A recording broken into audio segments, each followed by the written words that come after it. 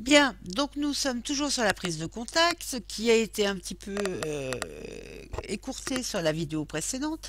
Et on a bien vu qu'il fallait bien se préparer, c'est clair, et susciter la confiance de manière à rentrer dans l'univers du prospect ou du client et travailler en phase avec lui. On vous a dit être sympathique, être franc, ne pas mentir, écouter, être chaleureux, trouver des points d'accord, créer un climat de confiance. Alors, on utilise souvent en technique de vente la technique des 20 premières secondes, des 20 premiers mots, des 20 premiers, etc. Je vous propose celle-ci, elle change un peu et elle est bien également, vous pouvez l'utiliser. Elle reprend les points essentiels. Le premier instant, vous savez que dans le cas d'une visite de prospect, tout se décide vraiment extrêmement rapidement, savoir si oui ou non on va accepter votre arrivée. Donc, soyez prêt tout de suite, soyez souriant, efficace, allez vers la personne. Le premier pas, les attitudes, les gestes qui inspirent confiance, le sourire, la poignée de main, l'attitude ouverte, le premier regard, oui, regardez votre client, c'est pas mal. Le premier sourire, c'est le moindre des choses. Et le premier mot qui va vous permettre d'obtenir le premier accord, qui va vous permettre de rentrer dans l'univers de votre client, dans la phase suivante qui est la phase de découverte. Donc ce que je vous propose de faire, c'est de noter pour vous-même, ci-dessous, si vous avez la version papier, ou sur une feuille, vous notez la question qui est, notez ci-dessous ce que vous allez faire au moment de l'accueil pour être efficace. Essayez d'être le plus complet possible, de ne pas bâcler cette question parce que ça peut vous sembler extrêmement simplissime. C'est vrai que je n'attends pas que vous m'inventiez l'eau chaude, hein, puisqu'elle a été déjà inventée il y a fort longtemps, Dieu merci pour tout le monde. Mais essayez de voir vous, qu'est-ce qu'il faut que je fasse au niveau de l'accueil et qu'est-ce qu'il faut que je fasse, je dirais, en amont de l'accueil, dans la préparation de la visite pour être prêt. Accueil ou prise de contact, on est bien d'accord. D'accord? Alors, une fois que vous aurez fait ce travail, vous allez passer à la suite. Pour faire ce travail, je vous conseille de mettre la vidéo en mode pause, de l'utiliser comme ça. Nous, on va continuer sur une autre méthode qui peut vous aider, qui est utilisée dans la publicité, qui est la méthode AIDA. La méthode AIDA, c'est comment, par exemple, rédiger un publi-postage de manière à ce que le client réagisse et rentre en action. Ça peut être aussi comment je vais rédiger un courrier commercial. Ça peut être comment je vais rédiger une offre, une publicité, de manière à inciter à l'action. AIDA, c'est accroche ou attention. Hein. J'attire l'attention de mon client. L'intérêt, j'éveille son intérêt à ce que je lui propose. Son intérêt, je le transforme en désir, c'est-à-dire qu'il va vouloir adhérer à ma demande, à ma proposition. Et enfin, inciter à l'action. Alors, on reprend. AIDA, attention ou accroche, j'attire l'attention, je capte l'attention de mon interlocuteur en parlant de lui, de ses besoins, en lui exposant de façon claire le message que vous souhaitez lui faire passer et en montrant que je comprends ce qui l'intéresse. L'intérêt, susciter l'intérêt en faisant rapidement comprendre ce que vous voulez proposer, interpeller votre client, le faire participer, lui donner envie d'en savoir plus sur cette proposition. Désir, déclencher le désir de votre interlocuteur afin de l'amener à vouloir mieux vous connaître, démontrer que c'est son intérêt de travailler avec vous, qu'est-ce qu'on pourrait faire ensemble. Et enfin, inciter à l'action, l'objectif étant de le pousser à agir dans votre sens, et ce qui doit agir dans votre sens, ça peut aussi bien être passer commande auprès de vous. Ça, c'est un petit approfondissement, c'est l'idée d'essayer de réfléchir à comment je peux passer, en méthode de prospection plus particulièrement, de deux inconnus à deux personnes qui vont travailler ensemble. Alors, maintenant, on va s'intéresser à la découverte.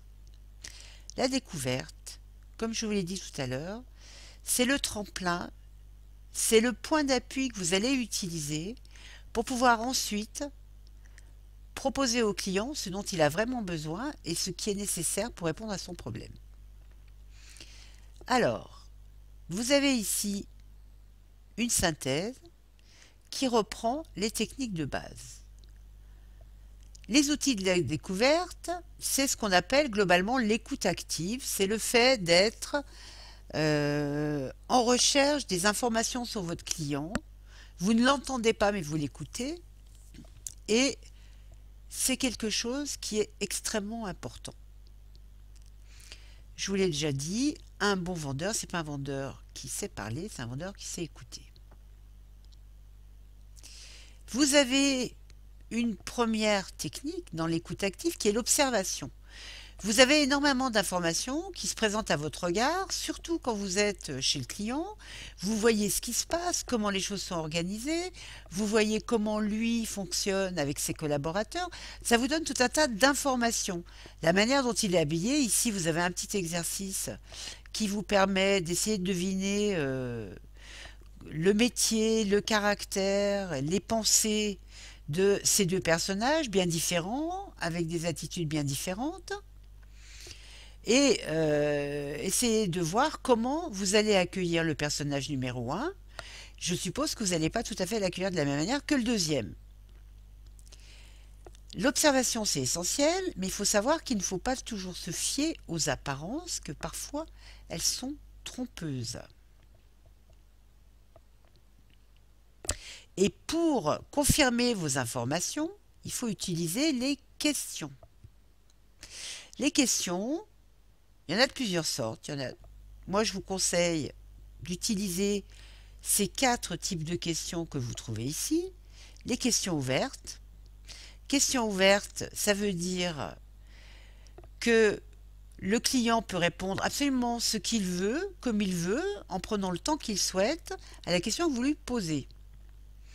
En revanche, la question fermée a un nombre limité de réponses. Ça peut être oui, non, un chiffre, un mot. Où habitez-vous? À tel endroit, je donne mon adresse, et point. Je ne vais pas aller plus loin. Les questions alternatives.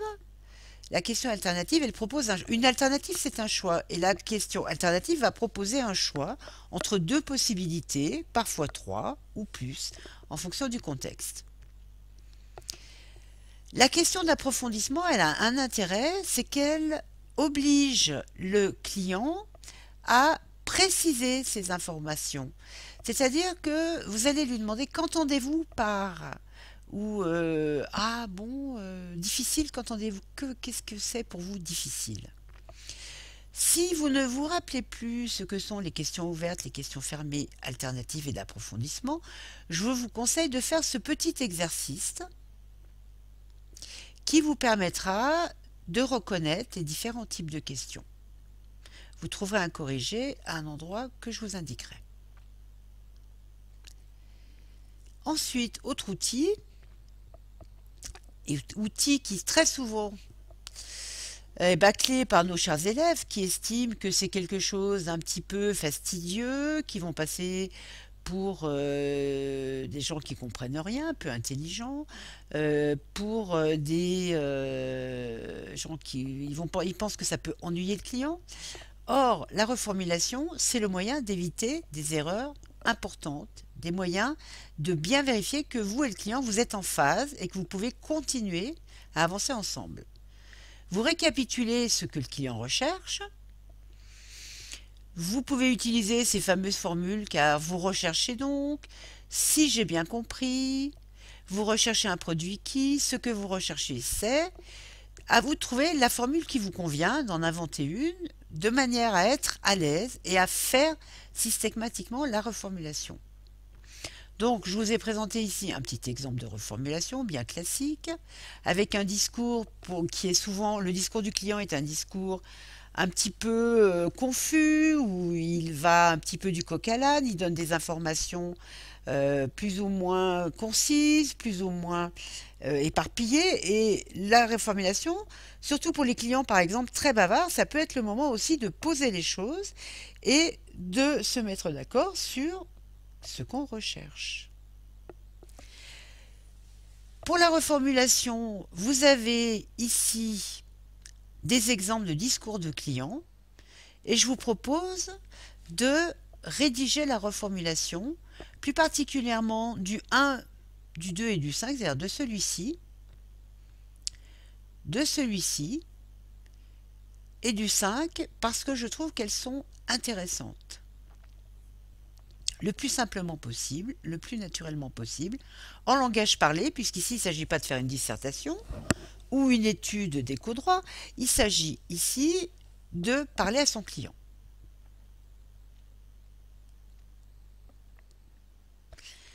Ensuite, nous verrons ensemble un autre aspect, après les outils de la découverte, ce qu'il faut découvrir et comment on s'en sert.